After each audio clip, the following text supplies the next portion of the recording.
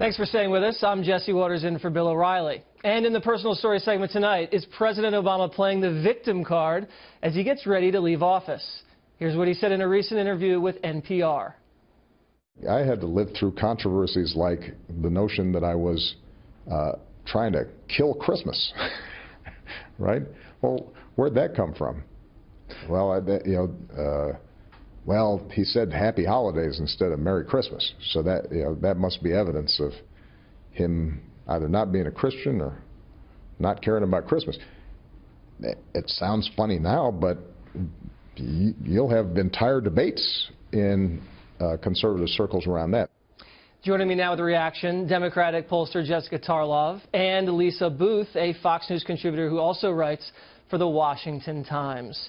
Live through controversies. Woe is me. And as a matter of fact, the war on Christmas is probably the only war President Obama has ever won, Jessica. How long have you been waiting to say that one? Is this a real story? I mean, I don't remember anybody saying that he was initiating a war on Christmas. Do you? Yes, I remember many people saying that, and I see all the time in my Twitter feed when I say Happy Holidays, just because I want to be inclusive. I have no Christmas problem. I love my red cup. I like it all. Can you name one person who's said that Obama's waging a war on Christmas? I've heard many people on these airwaves talking about it. I've been on panels talking. Is this really happening? Yeah, I mean, I haven't said it. I don't remember anybody saying that Obama's waging a war on Christmas. On Cash and In, for sure. It's been something that we've talked about, how there was a guy in Texas, I remember, who owns a diner, who said that he was put up unapologetically a Merry Christmas sign because he was sick of people defending other religions over Christianity and I do recall, people saying this or that about the Christian stuff, but this guy is so sensitive. He is the most thin-skinned person I've ever seen, besides me, of course. Why is this guy doing all these exit interviews and whining, do you think? I honestly just think, and he's also blamed Fox News, he's blamed Rush Limbaugh for vilifying his policies, and that's the reason why some of them haven't been popular. I mean, I just think the president is having an incredibly difficult time, along with the bulk of the Democratic Party, with the reeling loss of the election. I mean, I think that Hillary Clinton and President Obama completely thought that she was ultimately going to win.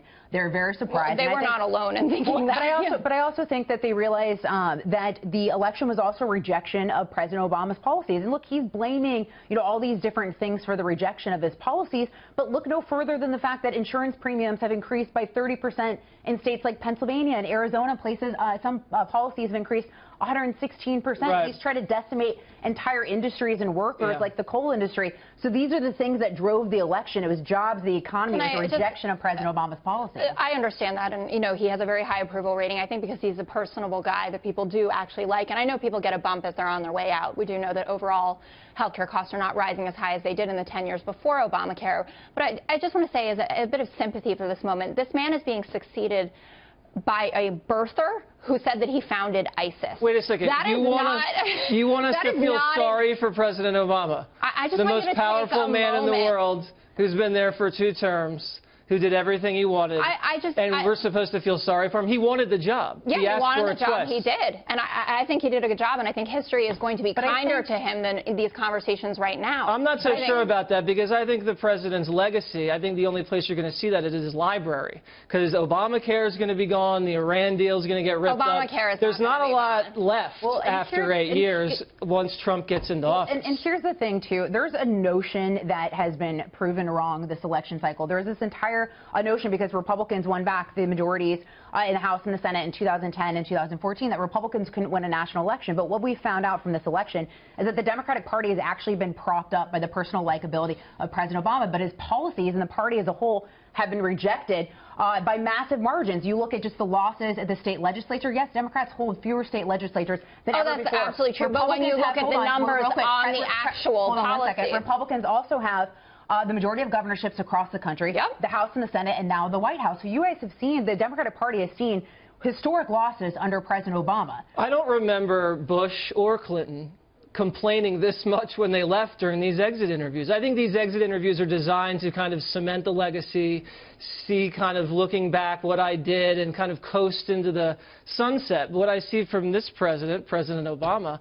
he seems angry, seems a little upset, really sad. seems emotional, yeah, a little hurt. Like he needs a hug. Is that the kind of way you expect him to go out? Followed by the same kind of candidate. I mean, Donald Trump ran one of the nastiest candidates. Well, he's responsible for being followed by a candidate like Donald Trump. I mean, President Obama paved the way for a guy like Trump. He's got a little responsibility here. Listen, he's taken it, and in that interview, he also talked about how important it is for Democratic candidates to get out there and to go into the diners and the drive-bys and to talk to real Americans. He did support Hillary Clinton in it, but we've heard Joe Biden criticize her recently, saying that she didn't have a message and that she didn't get out there and talk to white working-class voters. Democrats, we have a lot of work to do. But the Democratic Party refuses to face that reality. Really? Because I'm sitting right here facing it. Yes, but you aren't Democratic leaders. What do they do? They reelected Nancy Pelosi, who's responsible for historic losses. Tim Ryan was not the right choice. In the House, the Democratic Party seeks to elect someone like Keith Ellison, who has made blatantly racist comments that are going to fly in the face of what a lot of voters. Let's get back to Christmas before we wrap this up, though, ladies. Here's what I want to say. I have noticed, and just going around, because I go to a lot of diners, and I'm in and out of the mall all the time, people are now saying Merry Christmas. I believe it has something to do with Donald Trump.